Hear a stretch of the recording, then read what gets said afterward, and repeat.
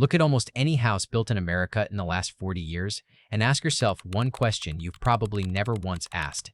Where's the front door? Picture a typical newer suburban home. What's the first thing you see? Not a porch, not a welcoming entrance, not a face. You see a garage.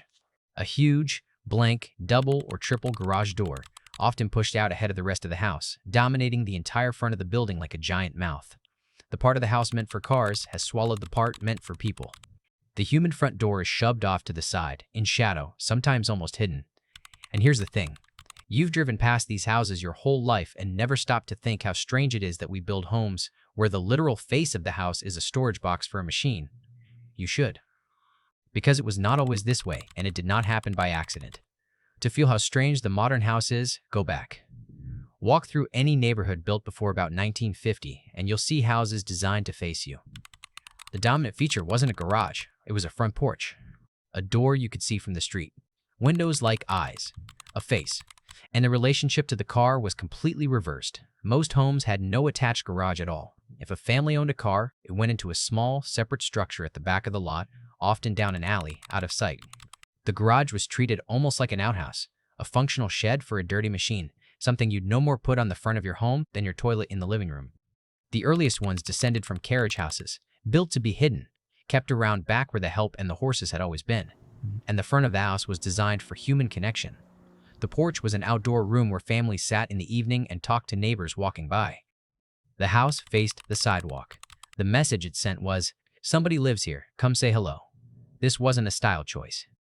Towns were built around walking and streetcars, so street life mattered, and the doors and windows of every house reinforced it. The porch wasn't decoration. It was infrastructure for community, where the private home met the public street. And notice the deeper logic. The car was the servant of the household, so it was housed like one, around back, out of sight. The people were the masters, so the home faced outward and showed its most human face to the world. Everything that happened next was that hierarchy flipping upside down until the servant ended up at the head of the table, taking the entire front of the house, while the people slipped in through a side door. So how did we get from a street of welcoming faces and hidden cars to one of giant garage doors with the humans tucked behind them? The answer isn't taste. Nobody woke up one morning and decided garages were beautiful. It started with a quiet, practical decision about a machine and a number on a zoning map.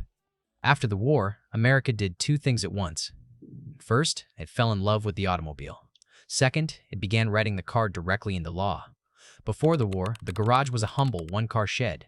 But in the post-war boom, a family didn't have one car, it had two. By the 1960s, the two-car garage was standard and homes were designed around it. It migrated out of the back alley and attached straight to the house because people wanted to step from their car inside, dry and private, without crossing the yard. That convenience was the first nudge. But convenience alone wouldn't have put the garage on the throne. The decisive thing was a rule, one of the least understood in American life. As cities zoned the new suburbs, they required a setback, a minimum distance from the house to each side property line, often around 5 feet. And critically, the new suburbs were built without back alleys, because the winding, curving street layouts made them impractical. No alley meant no way to reach a garage at the rear of the lot. The only way to get a car off the street was to drive it straight in from the front. Now here's the detail that quietly reshaped millions of homes. Do the math on a modern lot. To stay affordable, developers built on narrow lots, sometimes as little as 35 feet wide. Subtract the 5-foot setback on each side, and you have a buildable width of about 25 feet. A two-car garage is around 20 feet wide. 20 feet of garage on a 25-foot wide house. Suddenly, the garage isn't a feature of the front. It practically is the front. The geometry made the decision for us. On a lot that narrow, with no alley, a two-car garage has nowhere to go but front and center, and everything human, the door, the windows, the porch, gets squeezed into whatever's left over. But one house is not a pattern. To make it the default face of a nation, it had to snowball. A developer figures out that on a cheap, narrow, alleyless lot, the most profitable thing to build is a house with the garage shoved to the front. It's cheaper, it's what the buyer thinks they want, and it satisfies a zoning code that demanded off-street parking but said almost nothing about where the human entrance went. So he builds it. Then the developer next door, on the same lot under the same rules, builds the same thing. The pattern doesn't spread because it's good. It spreads because every builder is solving the identical equation. Narrow lot plus required parking plus no alley, and the answer keeps coming out the same. And the garage didn't just move to the front. It kept growing. As families went from 2 cars to 3, the garage swelled to match. Surveys found the average American garage had ballooned to nearly half of a home's total square footage. Half the house, by floor area, devoted to storing machines, while the humans squeezed into the rest. The car hadn't just been let in, it had taken over. Planners gave the design a mocking nickname, the snout house, because the garage juts out toward the street ahead of the rest of the home like the snout of a pig. And it multiplied, subdivision after subdivision, until it became simply what a new house looks like. Not a choice anymore, a default. And now, here's the reframe. We assume our houses look the way they do because that's how families wanted to live, that the garage-dominated home reflects some natural American love of cars and convenience. But that's backwards. The garage didn't take over because people loved garages. It took over because of a stack of forgotten rules and numbers. The setback, the missing alley, the narrow lot, the parking mandate, all colliding until the only affordable, legal house a builder could put on the lot was one with its face replaced by a garage door. The look of your street was never an expression of human desire.